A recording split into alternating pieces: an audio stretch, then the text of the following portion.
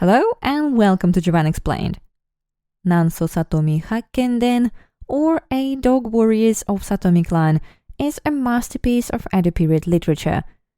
Published over the course of 28 years, it is a massive 9-volume, 180-chapter saga about the brotherhood of 8 warriors, distant by blood, but all spiritual descendants of the same pure-hearted princess.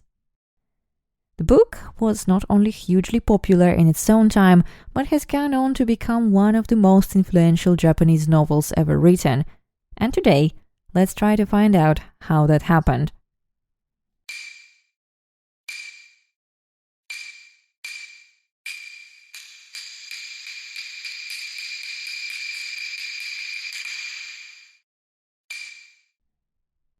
If Hakkenden has ever piqued your interest and you were wondering whether you could read it, you may have noticed that full English translations of the work does not yet exist. But good news, it's on its way. And today I'm joined by Glynne Walley, the one and only person whose passion for the book turned into an attempt to translate it in English. The first 2 volumes are already available and have been a pleasure to read, so I can't wait for the next one. Together with Glynne, we'll be talking about the story of Hakkenden, the history behind the book, and how people in Edo period enjoyed it. And of course, we'll be discussing how Hakkenden has influenced Japanese culture, because chances are your favorite anime was inspired by it too. Glynne, thank you for taking on such a massive task, and thank you for being here. But first of all, could you please introduce yourself to the listeners? Yeah, thank you. And thank you very much for having me on the podcast. I'm excited to talk with you today. So my name is Glynne Walley, and I'm a professor of Japanese literature, technically associate professor of Japanese literature at the University of Oregon in the United States. And I don't know how familiar your listeners are, probably from all over. So that's on the west coast of the US in the Northwest. Yeah, and so my specialty is literature of the period that Hakkenden comes from, so the Edo period, or 17th through 19th centuries, and I'm really interested in basically popular fiction of the early and middle 19th century. Perfect. So I think I have good questions for you then. First of all, I'm very interested why Hakkenden out of all the books that have been published in Edo period, and also it's such an influential book for Japanese history, Japanese culture, but at the same time, nobody have ever attempted to translate it fully into English. And I also know that you wrote a book about Hakkenden, so it's not your first encounter with the book either. I feel like you have some special connection to it. Yeah, thank you. Great questions. So the first question, why Hakkenden? I can give basically 2 answers, and one is kind of a professional answer and one is a personal answer. So the professional answer is that, as I always tell my students, it's a very important novel. It was very influential on the course of fiction writing in Japan in the 19th century, not only in its own period, but also as Japan starts to modernize and westernize at the end of the 19th century. Literary figures, writers, educators at the time were really concerned with how should we revolutionize Japanese fiction to make it fit the new modern world. And because Hakkenden was so popular, everybody referred to it in these debates. So debates about how to modernize literature often took the form of, do we approve of Hakkenden or do we disapprove of it? Do we need to preserve it or do we need to reject it? So the professional answer for why Hakkenden is it's very important, and I wanted to be able to convey that to my students in my classes and to the world at large. The personal reason is because ever since I first read it, or actually before I started reading it and was just hearing about it and reading about it, I've loved it. I find it an amazingly exciting story, beautifully written, full of amazing plot twists, memorable characters and incidents. And I was just so enthralled by it that I wanted to translate it and let other people share that experience. And so that's sort of your second question, I guess. My personal connection, my first scholarly research, so my dissertation and then the book that came out of my dissertation was about this. was about Hakkenden. So I was trying to explore its importance, its influence, what's going on in the book. So I have this connection to it as a researcher and a scholar since my graduate student days. And for me, translating it was kind of an outgrowth of that. I always knew that I wanted to not just write about it, but translate it. And why has nobody done it before? Because it is so long. It is perhaps the longest novel in world literature. You know, you look that topic up on Wikipedia, and there's lots of different ways to define that, but it's a very long novel. It was serialized over a period of almost 30 years. The modern Japanese edition is about 6,000 pages. It's 180 chapters. It's just tremendously long. And I think that, if nothing else, every translator before me, a chapter here or a chapter there would be translated, but who's going to be crazy enough to take on the whole thing? Well, I was crazy enough to try. It's always good to find this one crazy person who would actually do the thing. Honestly, I'm very happy. I've also heard and read about Hakkenden since pretty much the moment I started being interested in Japan. It's everywhere, but you obviously can't read it in Japanese right away. There are no alternatives, yet anywhere you look, like theater, ukiyo-e, even anime, you see Hakkenden there. Now, getting closer to the book itself, the beginning of it is another book, if I understand correctly. In the introduction, you've mentioned that Bakin translated Suikoden and based Hakkenden on it. Could you please tell us a bit about the Suikoden and the parallels between the two books? Yes. He, in turn, was fascinated with the popular fiction of China. And you know, as I'm sure many of your listeners know, Chinese culture has had a huge influence on Japanese culture pretty much since the beginning of recorded history. So the idea of a Japanese writer influenced by China, that's nothing new. But what was different about his generation and maybe the couple of generations before him is that they were starting to become aware not just of classical Chinese literature, so like Confucius or, you know, ancient things like that. They were becoming aware of the new popular fiction that had been produced in the late Ming Dynasty, even the early Qing Dynasty, that was continuing to be produced, and that was very different from these kinds of older classical works. It was adventure stories. It was often very large-scale adventure stories. And it was written in a language that was much closer to the spoken language of China. And that made it very difficult for Japanese readers because it wasn't the classical Chinese they were used to. It was funky and it behaved in weird ways. But at the same time, it gave them this tantalizing sense of China as an actual living society. And it told amazingly fascinating stories. And so the one that influenced him probably the most is a piece of Chinese fiction that in Japanese is called Suikoden. The original Chinese title is Shui Huzhuan. It gets translated in English as The Water Margin sometimes, or Heroes of the Marsh. There was an early 20th century translation by Pearl S. Buck that called it All Men Are Brothers. These are all referring to the same thing. And he was really fascinated by this. It's an amazing novel. It's been translated into English a couple of times, highly worth reading.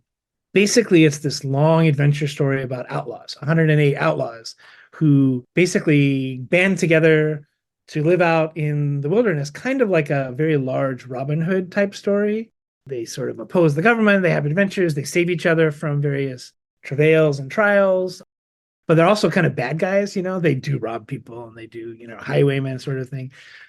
This started to become known in Japan, and Bakin was fascinated by it. He did a partial translation of it into Japanese in about 1804, 5, 6, around there. And then he decided to do an adaptation of it into his own fiction. And he actually did a couple of different adaptations, and other people were playing with it as well. But basically, Hakkenden is his largest attempt to adapt this into Japan. So the story of Hakkenden is set in Japan, and all the characters are Japanese, but a reader who's familiar with the water margin or Suikoden will recognize playful transformations of episodes from this Chinese original. So in a sense, it's his kind of creative adaptation or transformation of this work of Chinese fiction. Wow, actually, it brings us very nicely to my next question. I wanted to ask, how did the audience interact with the book at the time it was published? Because on one hand, there are a lot of these playful adaptations of Suikoden, so you need to know the original to understand Hakkenden to the fullest. On the other hand, you mention in the introduction to the book that on grammatical level, it's more common with Japanese as it was written in the 12th century than as it was spoken in the 19th. So I imagine you needed to have some level of literacy, or maybe I'm wrong. So this question of how people interacted with it's a fascinating one, and it's got a number of answers. Let me start with the kind of language it's written in. So it's written in the pre-modern classical Japanese grammar, which was very different from the way people spoke. But for a literate person, that alone wouldn't have made it tremendously difficult, because all fiction in Japan and most prose of any kind in Japan was written with this classical language until the last decades of the 19th century. So part of Japan's modernization was this, at the time, revolutionary idea that you could write like you spoke. That may seem obvious to us today, but that was not obvious at all to people in East Asia or many parts of the world in the pre-modern period. We all speak very strangely, and especially in a pre-modern period when travel isn't as easy, people 3 villages over might speak a very different language than what you speak, and never mind halfway across the country, right? So the idea of, if you were to write like you speak, nobody but your neighbors would be able to understand it. So people took it for granted that when you write in this sort of standardized, to some extent, artificial language that everybody should be able to understand. It takes some education to understand it, but once you've done it, it's kind of common, right? Kind of universal. And so that was the way people wrote in Japan in his day. You needed to be educated enough to read, but if you were literate, you would be able to make some sense of this. That being said, Bakin was a very challenging prose stylist. He liked to throw in lots of references to Chinese classics, to Japanese classics, and he liked to do a lot of wordplay, including bringing in words not just from classical Chinese, but from this kind of spoken or quasi-spoken Chinese that he was learning from Suikoden. So if you're reading through Hakkenden, if you're, say, a reader in 1835 who's reading through this, there will be like moments where you're not quite sure what's going on because he's using very strange terminology. So it's got this flavor of semi-exoticism that's happening at the same time that it would be familiar. That being said, he was very conscious that he was writing for a paying audience, writing to make money. He was trying to make a living at this. And so he knew he couldn't completely alienate his audience. He wanted to challenge them to educate themselves more, but he always tried to leave a way for people to appreciate it on another level. And this is going to get into some of the slight details of how Japanese was written on the page. Some of your listeners will probably know that, Japanese uses Chinese characters as well as Japanese characters. The Japanese characters are purely phonetic. You see it, you know how it's pronounced. A Chinese character might be pronounced 2 or 3 different ways, depending on the context. And so often Japanese writing will have a little phonetic character next to the Chinese character to tell people how to read it. Not always, once you're out of college in Japan, you're supposed to know all this stuff. And so they tend to take off the training wheels. But, a text for a beginning reader will have these. He used that on pretty much every Chinese character in the book, which means that someone could just ignore all the Chinese characters, simply read the pronunciations, and get some level of the story. What this also means, scholars in Japan have shown quite convincingly that there was an audience for books in Japan in the 19th century among people who couldn't read. There was a practice of communal reading aloud. Basically, a family might be sitting around in the evening, and one person might read a book, and the other people are listening to that while they're doing chores. And so people who couldn't necessarily read themselves would still be able to, hear the story as it's being read, consume it, get involved in it. And so he knows this is going to happen. So he takes care that if you're just hearing this set of pronunciation cues, you're still getting something out of the story. So there's multiple levels on which people could have interacted with this. Wow. I didn't realize he'd put so much care into it, because a lot of times when you see kanbun, the old Japanese text, it's hard to understand it even when you see the reading next to it. But he really made sure that even people who just hear the text can understand what's going on. Yes, that was important to him, yeah. And on the other hand, why I'm interested in how people interacted with the book is that it was published for 28 years. You might have just learned how to read by the beginning, and then you're already a pretty old person when you finish it. People were actually waiting every year, and sometimes more than a year. Do you know a bit more about that? So that does seem to be the case. I don't have, unfortunately, I don't think we know of any real diaries by readers at the time where they talk about, I was waiting for the new installment to come out. Joaquin did exchange letters with some of his most dedicated readers, and they're clearly waiting for new installments to come out. They're kind of special cases. They're usually very accomplished intellectuals in their own right.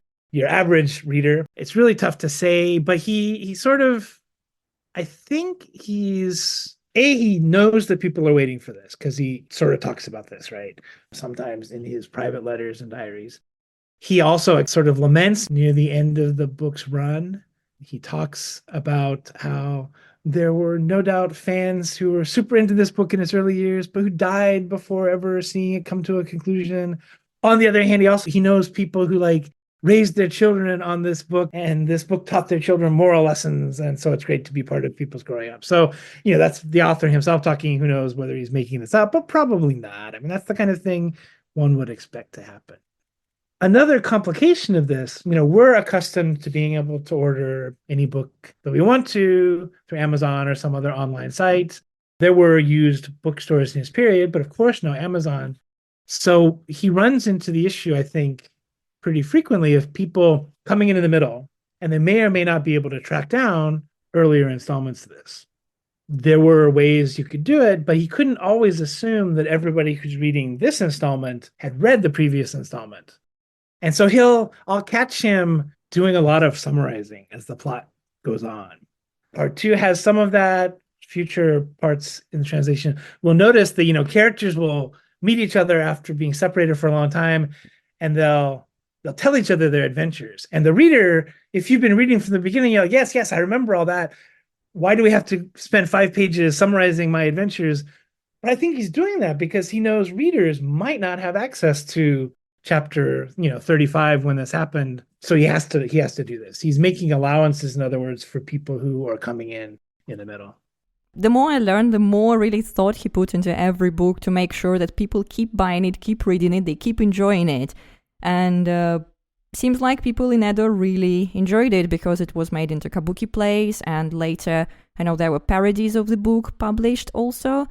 So what was the biggest key, except for Baikin's work, actually, that he put into making the book likable? What were the major things that people loved about the book? Right. I think it's basically that the story is so exciting. If we were to ask him, he would say it's the moral lessons, because he was very concerned with making sure that his work represented proper values.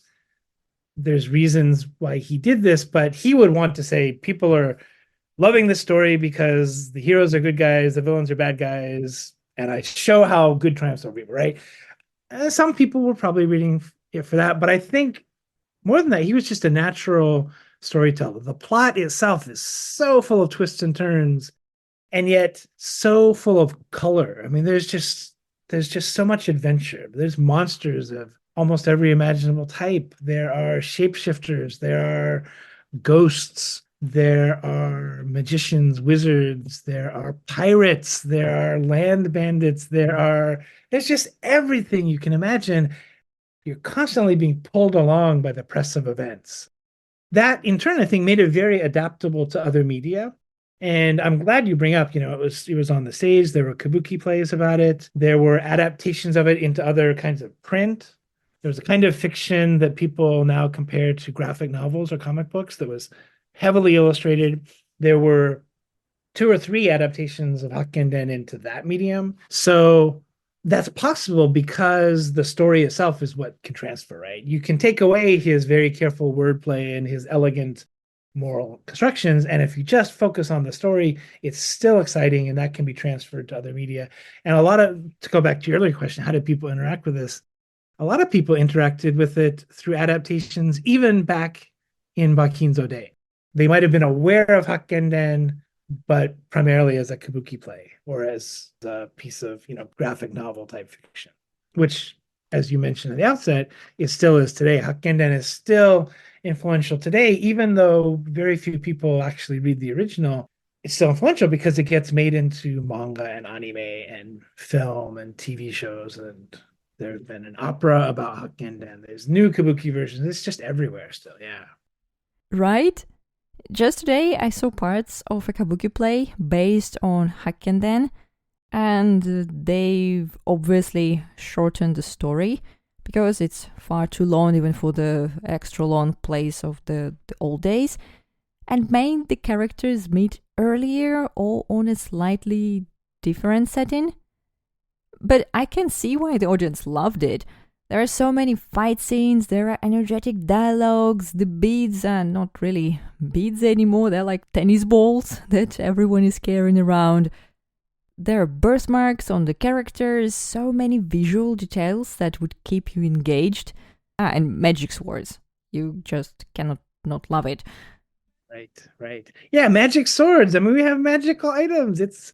So one of my mentors, Japanese scholar who used to teach at Senshu University in Kawasaki, she liked to compare it to the Lord of the Rings, if you're familiar with that. And it's just a very tremendously long epic full of magical items and magical people and monsters. And, I'm not sure how far the comparison really goes, but that was what she liked to compare it to for her students.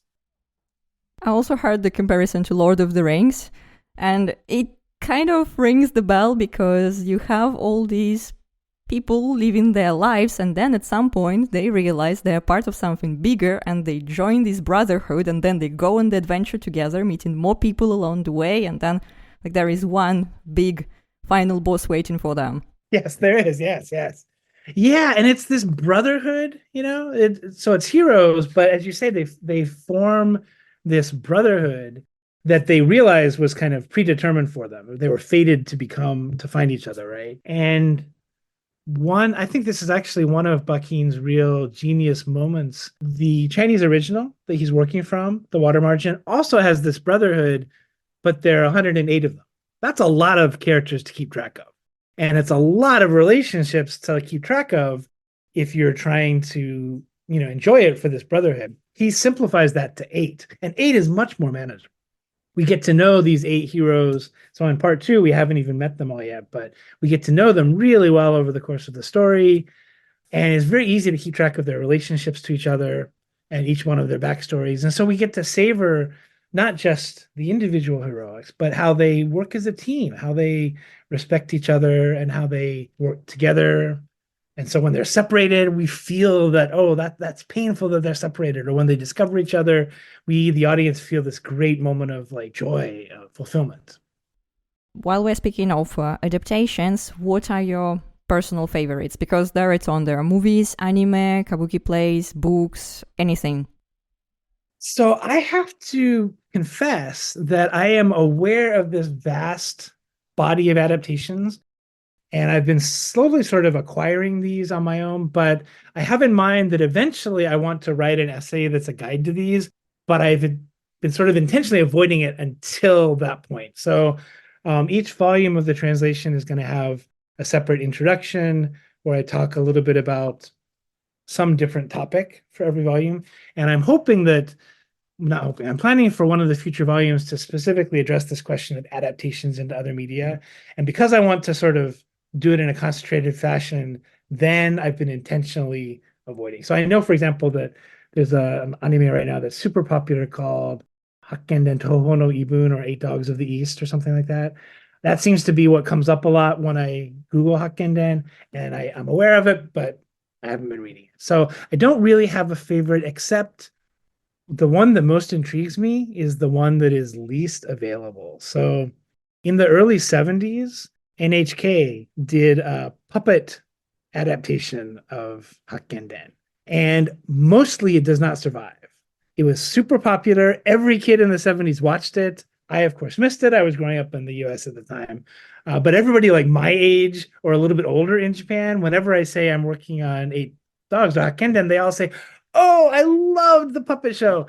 But NHK, kind of like other state media, doesn't always save its old production. So these episodes don't survive. I think one or two have been uncovered in archives, but it's not available. So I would love to be able to watch the whole thing and understand what other people of my generation got from it.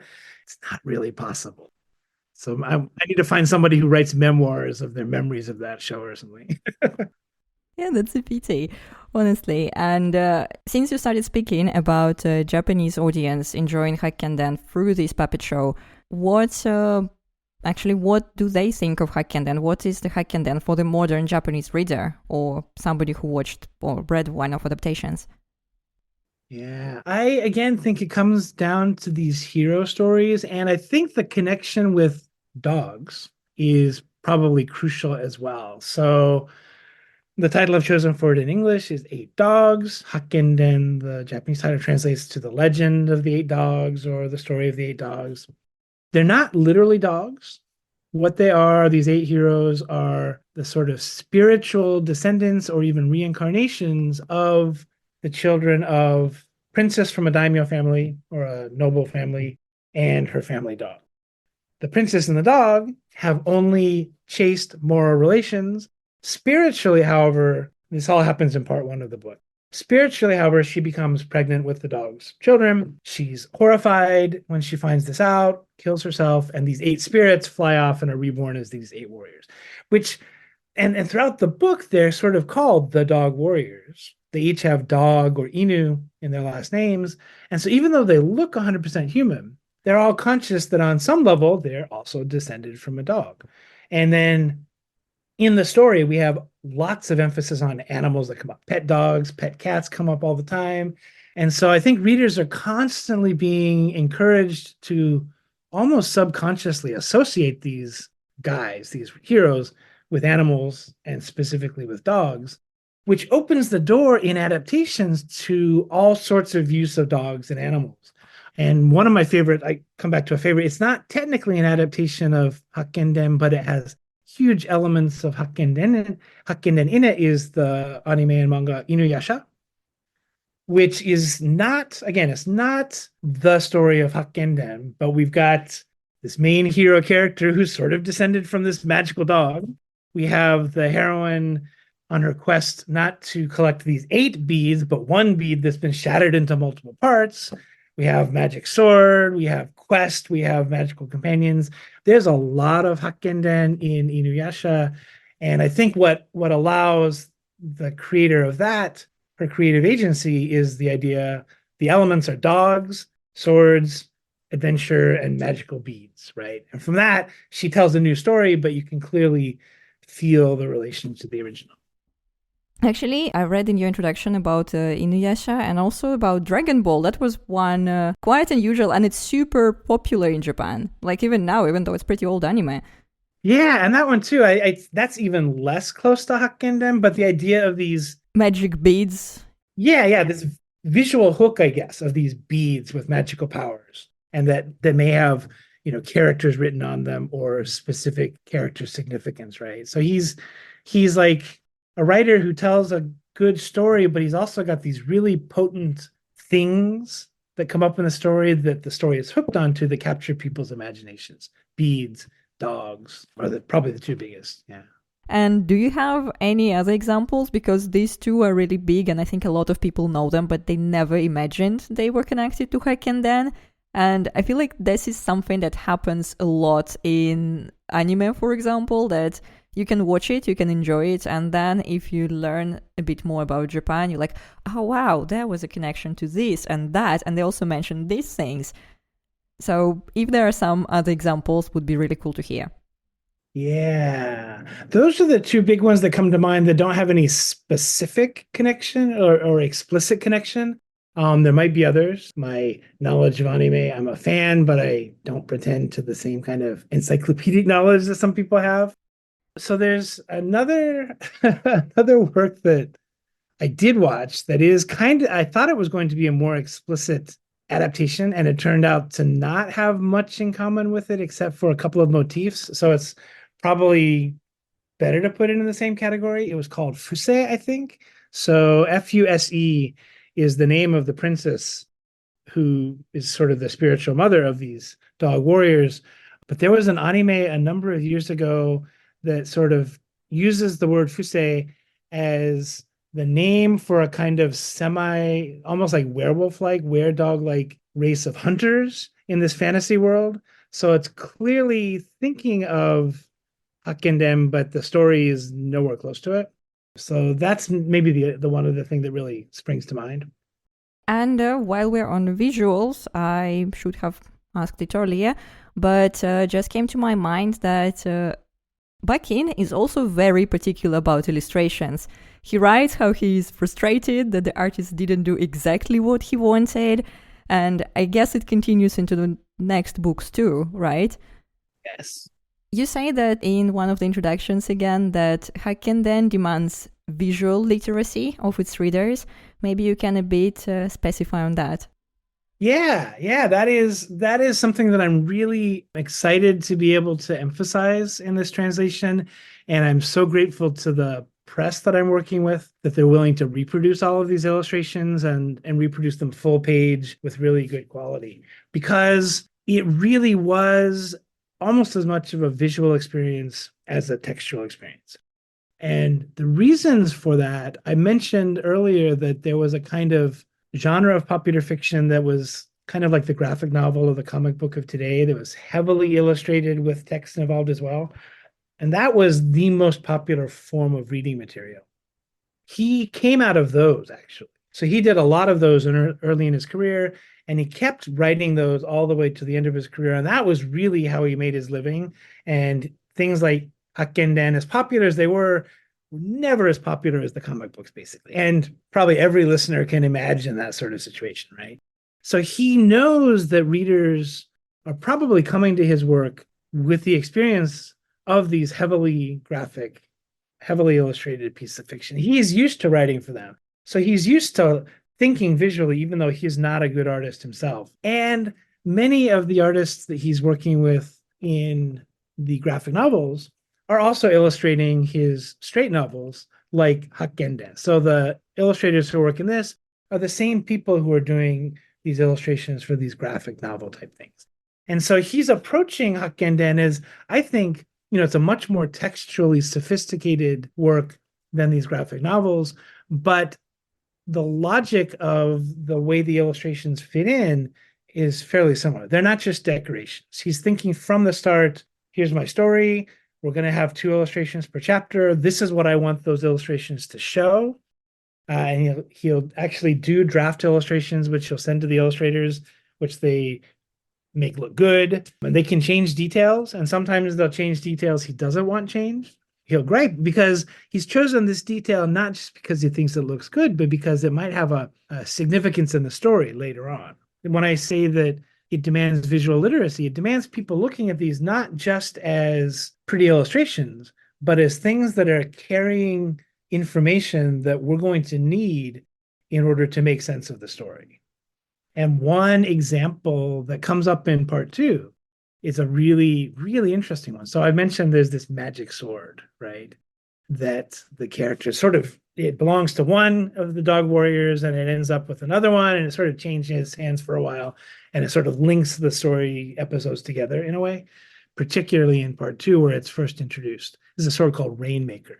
And it's magic in that it has the power, when it's drawn, it emits this sort of fine mist that kind of dampens the battlefield. And sometimes it's described as like this thick fog, which allows the wielder of the sword to either escape or sneak up on enemies. In another scene later in the book, it turns the battlefield into like this field of mud so he can escape. Also, it's mentioned that it's self-cleaning, right? Because it emits this water. Basically, you don't have to wipe the blood away. It cleans itself, which is kind of funny, I think. But in one of the early illustrations of this, we see the guy holding the sword, and we see this kind of cloud of mist arising from the sword. And if you look carefully, you can see this white dragon in the mist. This is never mentioned in the story at all. Turns out there's a white dragon that comes up in the first volume, but it's never explained whether that white dragon and this white dragon are the same. It's just there. And so the reader is left to make of that what they will. Do we decide that this is somehow the same dragon that we saw back in chapter 1? Or is it different? Is it just a reminder of that? Does the sword somehow have a dragon spirit within it? Or what's going on here? We don't know, and it's never explained. And so if you're not paying attention to the illustration, you might miss this entire other dimension of play that he's engaging. Yeah, or maybe it was planned initially, but never. It could be. He may have meant to come back to it and just forgot about it, or decided that didn't fit with his later plans. Yeah, it's really, really intriguing. Yeah, because at least in the translations, illustrations come a bit earlier than the text describing them. So you first see it and you kind of start thinking, what can it be? Like, you can see which characters they are, and sometimes you didn't even meet them yet. And there's a really good example of that. One of my favorite illustrations of the whole book is in part 1, where at a certain point, we're going to be told a story about a dog that's being raised by a tanuki. If your readers know, this is this kind of yokai or monster that's kind of shape-shifting and kind of has magical powers. And so because this dog is raised by this tanuki, the dog turns out to be very special, right?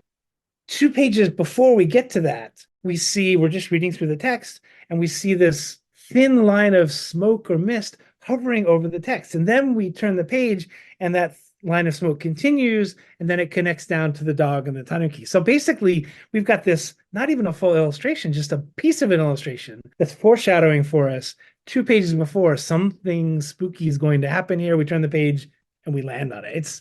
It's this really creative moment that tells us that it's more than just text and illustration. It's always conceived as one unit. So it's not just a book that can exist with or without illustrations, it's a complete work of text and art.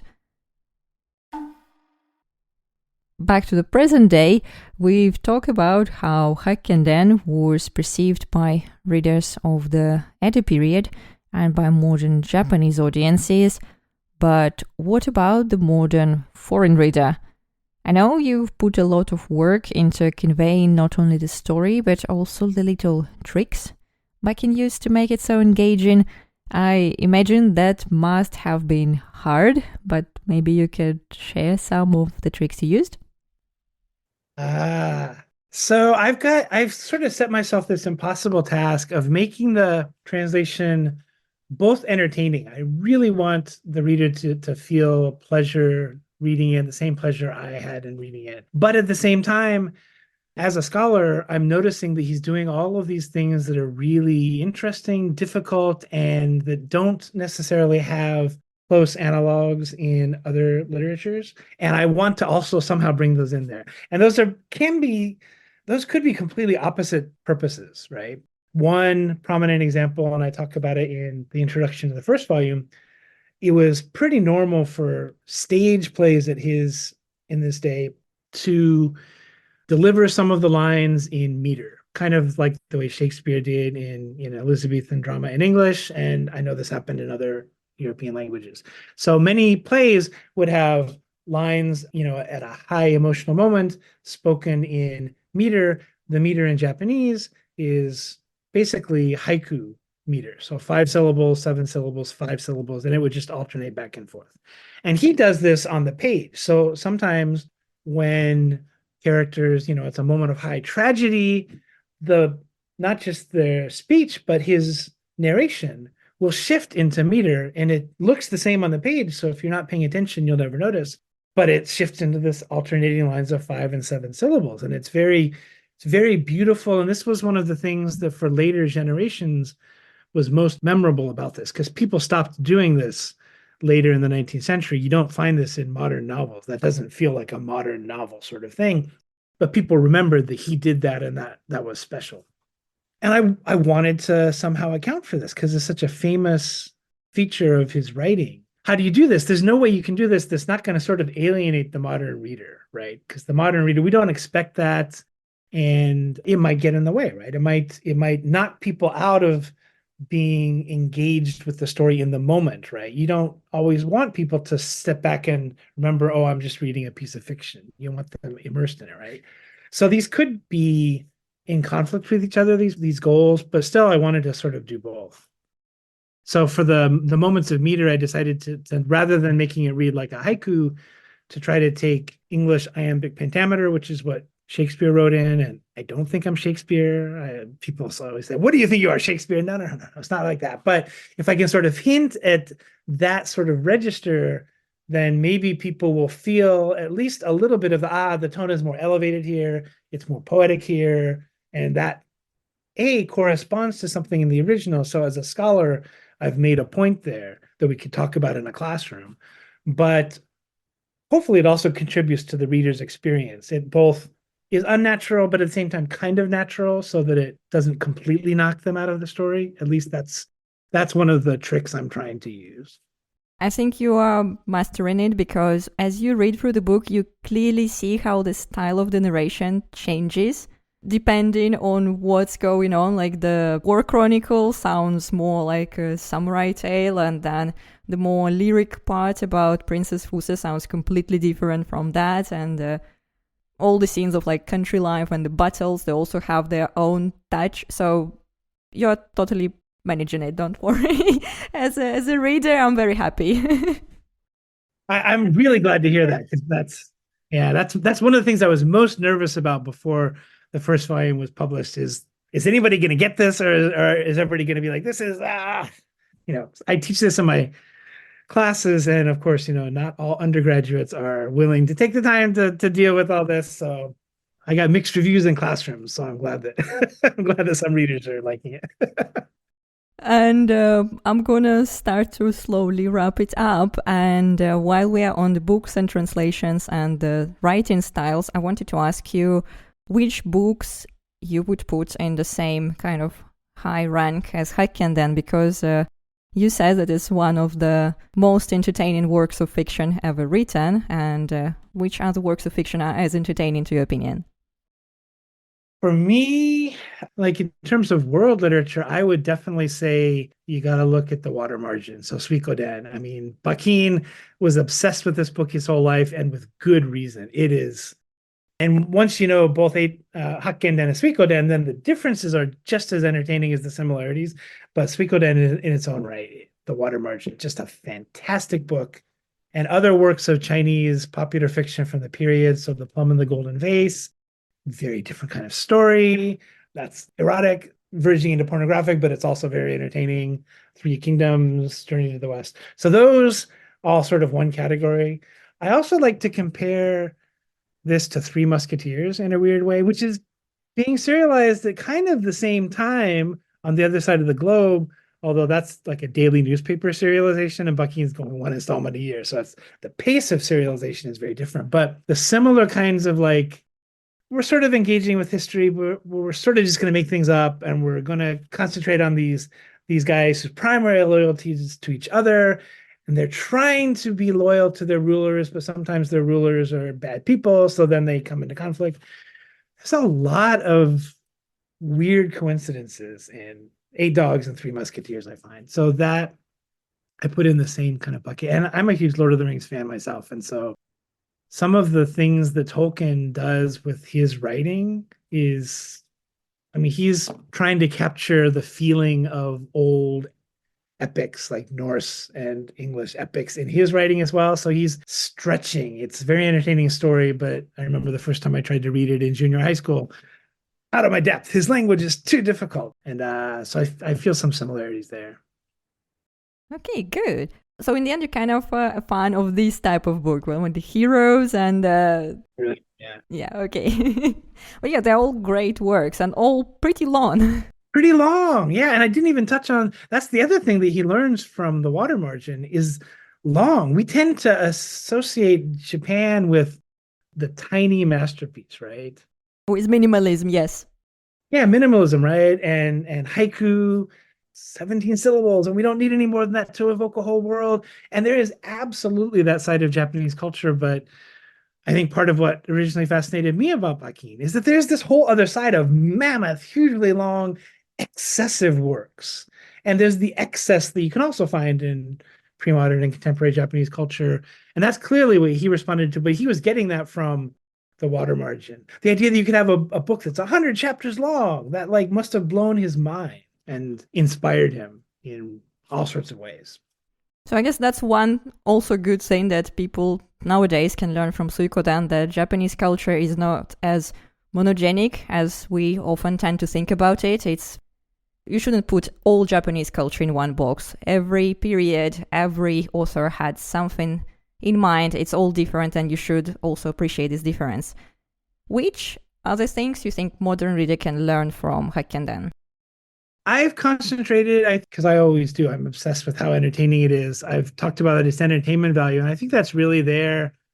I do think that his moral teaching aspect is a hugely prominent part of the book. And I think it's a way that a modern reader can actually get into it because, if we're looking at it for what it can tell us about the society that produced it, what did these people think was good and what did these people think was evil? And is it the same as us today or is it different? And, I like to say, what if we substitute the word social justice for good?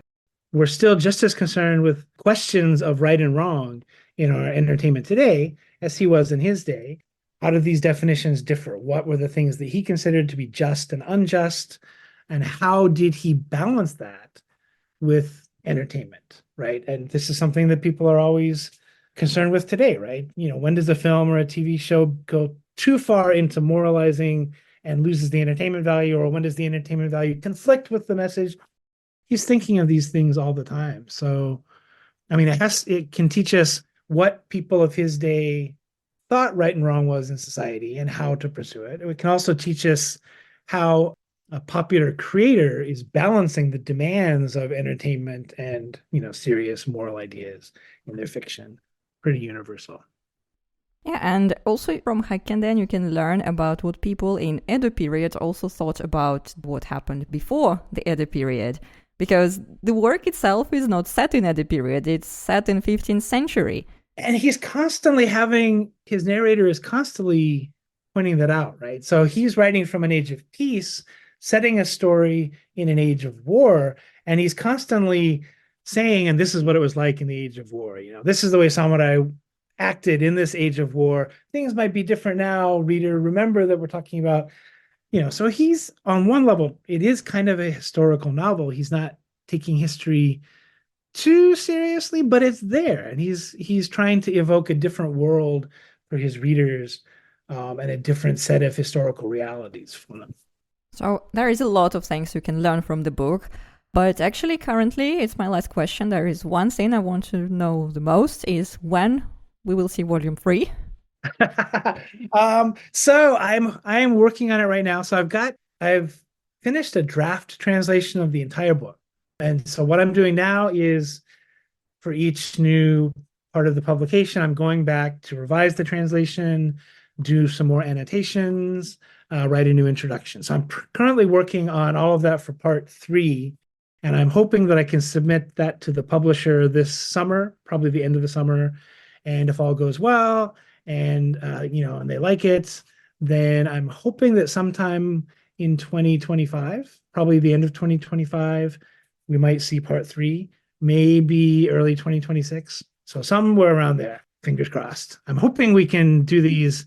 There was about 3 years between part 1 and part 2, but I would like to shorten it to 2 years if possible, because I'm not getting any younger. You're still young, you still have time. But if you have the draft already of all the work, how many volumes do you plan it to be?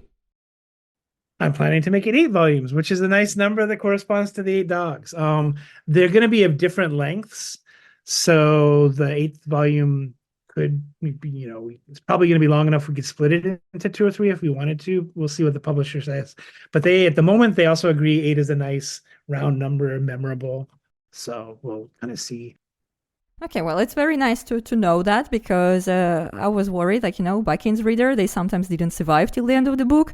We will all survive. Probably all the listeners of this podcast will survive till the end of the publication. Hopefully, yes. Yes, we will all hopefully survive to the end of the book. Okay, we're very happy to hear that, and I'm really looking forward to Volume 3. And as we are speaking, it's been a month since the Volume 2 was released, so everyone who wants to read the second part and be as eager to see the third one as I am, then please order it. It's everywhere on Amazon and Cornell University Press and pretty much anywhere you buy your books. Thank you very much for talking with me today. I've learned a lot, and I'm sure the listeners have too. Thank you very much. It's been a pleasure to have the opportunity to talk with you and your listeners about this. As you can tell, I get very excited, so it's always fun. Thank you. Now, to those of you who stayed until the end of the episode, thank you for being here. If you are new to the show, don't forget to subscribe and definitely check out the old episodes. For example, one about Tanuki, a shapeshifter that Glenn mentioned when talking about book illustrations. Talk to you soon. Bye.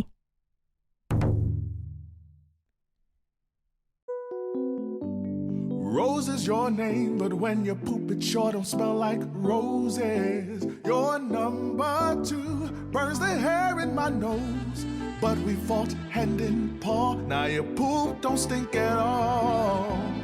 Now that the air is clear, I'll treasure your front and rear, my sweet Rose. Instantly neutralize poop stink with Poop Fighter from World's Best Cat Litter for the world's best cat.